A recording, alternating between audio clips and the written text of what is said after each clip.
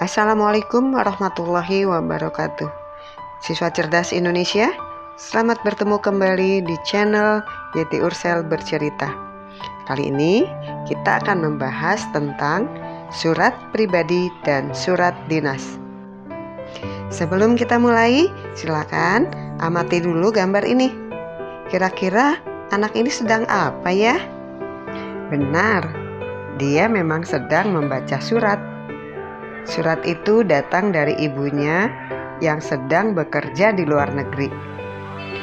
Jadi, orang yang saling berjauhan pun tetap bisa berkomunikasi melalui surat. Di video ini, kita akan belajar tentang surat menyurat dan bagaimana menulis surat. Ada dua jenis surat. Yang pertama, surat pribadi, dan yang kedua, surat dinas. Secara umum, surat sendiri diartikan sebagai sarana komunikasi untuk menyampaikan informasi atau pernyataan secara tertulis dari satu pihak ke pihak lain. Fungsi surat sendiri adalah 1. Sebagai dokumen tertulis. Dengan adanya surat-surat, misalnya surat perjanjian, arsip-arsip surat, surat jual beli. Nah, kita punya dokumen tertulis tentang hal-hal penting yang telah dilakukan. Yang kedua, sebagai alat pengingat. Adanya surat, baik itu surat pribadi ataupun surat dinas, kita tidak akan mudah lupa terhadap sesuatu. Ketiga, sebagai bukti tertulis tentang aktivitas suatu lembaga atau organisasi. Ini nanti bisa digunakan untuk menyelidiki bila terjadi sesuatu terhadap lembaga atau organisasi tersebut. 4. Sebagai jaminan.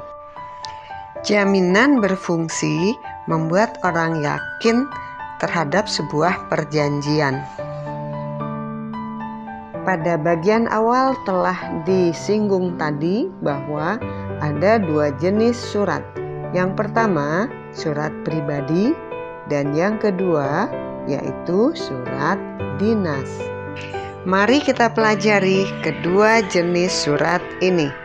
Dimulai dari surat pribadi. Surat pribadi merupakan bentuk komunikasi tertulis yang dilakukan seseorang kepada orang lain yang membahas keperluan pribadi. Nah, contohnya surat antar teman, surat anak kepada orang tua, surat orang tua untuk anak. Nah, itu termasuk surat pribadi. Surat pribadi ini memiliki ciri-ciri. 1. Isi surat terkait masalah pribadi. 2. Menggunakan bahasa santai atau bahasa sehari-hari. 3. Ragam bahasa yang digunakan tergantung pada siapa surat ditujukan. Bila surat kepada orang tua, tentunya menggunakan kata-kata yang lebih sopan. Berbeda dengan kata-kata yang digunakan pada saat menulis surat untuk teman. Yang keempat, surat pribadi tidak menggunakan kepala surat atau kop surat. Agar kita bisa menulis surat pribadi, maka kita harus tahu unsur-unsur yang terdapat pada surat pribadi. Lalu, unsur-unsur apa sajakah yang terdapat pada surat pribadi?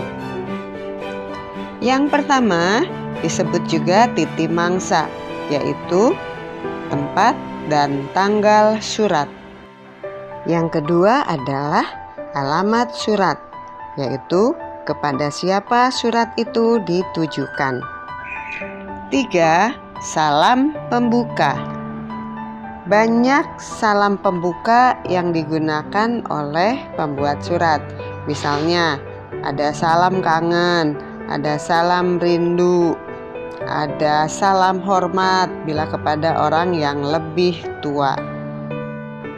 Lalu surat dimulailah dengan bagian pembuka. Di bagian ini biasanya digunakan untuk menyampaikan kabar dan menanyakan kabar. Berikutnya isi surat, yaitu penyampaian maksud dan tujuan pembuatan surat itu.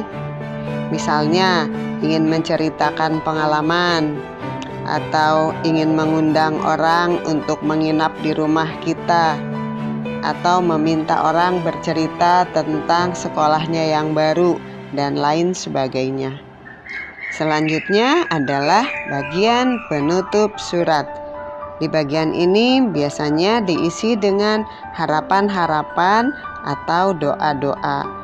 Surat lalu diakhiri dengan salam penutup dan nama pengirim.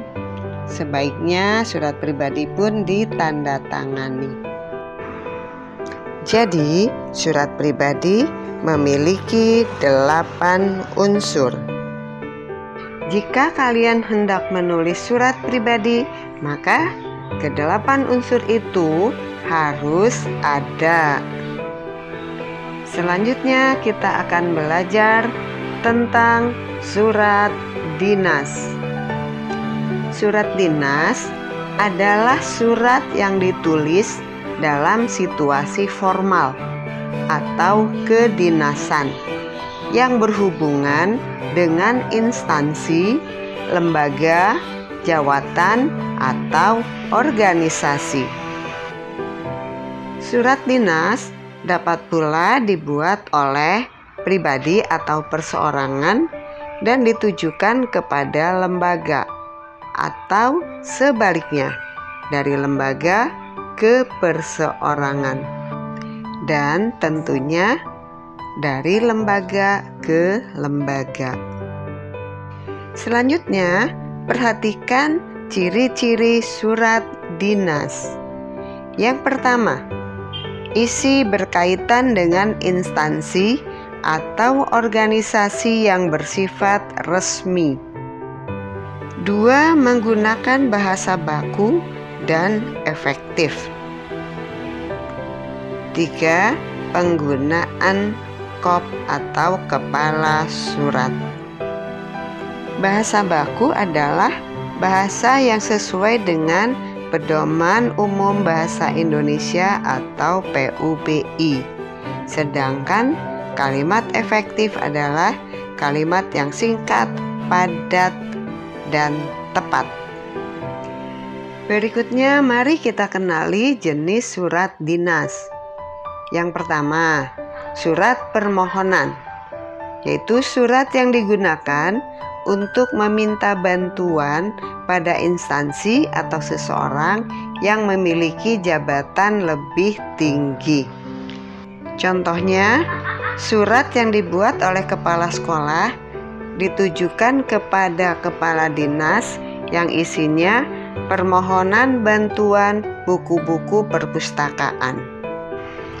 2. Surat tugas, yaitu surat dari instansi atau organisasi yang ditujukan kepada seseorang atau beberapa orang untuk melakukan tugas tertentu. Nah, biasanya diberikan oleh atasan kepada bawahan. Misalnya, ketua OSIS menugaskan kepada seksi olahraga untuk mengadakan lomba. Maka, ketua OSIS akan membuat surat tugas. 3. Surat perizinan, yaitu surat yang diterbitkan oleh suatu lembaga untuk perseorangan, lembaga, atau organisasi untuk melakukan aktivitas tertentu. Misalnya, kepolisian menerbitkan surat izin mengemudi. Departemen Perdagangan menerbitkan surat izin usaha. Dan masih banyak contoh-contoh lainnya. 4. surat pemberitahuan, yaitu surat yang ditujukan kepada sekelompok orang atau yang menjadi anggota organisasi atau lembaga. Misalnya pengumuman atau surat edaran dan surat pernyataan. Sebagai contoh, gubernur mengeluarkan surat edaran yang menyatakan bahwa PSBB dilanjutkan sampai dengan bulan Februari. 5. Surat undangan. Surat yang berisi permintaan kepada seseorang untuk menghadiri suatu acara, misalnya undangan rapat, undangan acara serah terima jabatan, atau undangan-undangan lainnya yang biasa diterbitkan oleh lembaga. 6. Surat lamaran kerja, yaitu surat dari seseorang yang ditujukan kepada lembaga untuk melamar pekerjaan. Sekarang, mari kita pelajari unsur-unsur apa saja yang terdapat pada surat dinas. Perhatikan contoh surat dinas berikut. Bagian atas yang ada logo dan nama perusahaan atau instansi, kadang-kadang juga dilengkapi dengan alamat, disebut dengan kop atau kepala surat.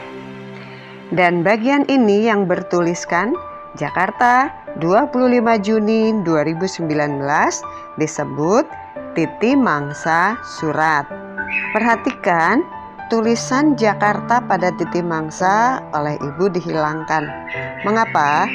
Karena di dalam kop sudah ada tulisan kata Jakarta, jadi tidak perlu diulang penulisannya. Di surat dinas ada pula nomor, lampiran, dan hal atau perihal. Nomor ini berfungsi untuk mencatat berapa banyak surat yang sudah keluar dari dinas atau instansi tersebut. Lampiran untuk menjelaskan adakah lampiran atau yang menyertai surat ini atau berkas-berkas yang menyertai surat ini. Sedangkan hal untuk menunjukkan surat ini tentang apa.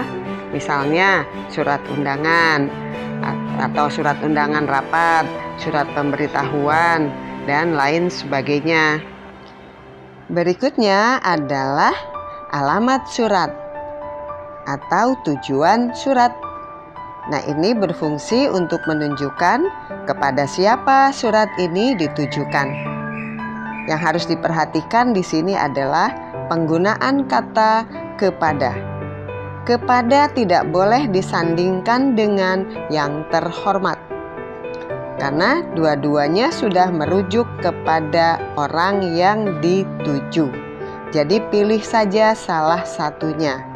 Jika menggunakan kepada, tidak perlu menggunakan yang terhormat.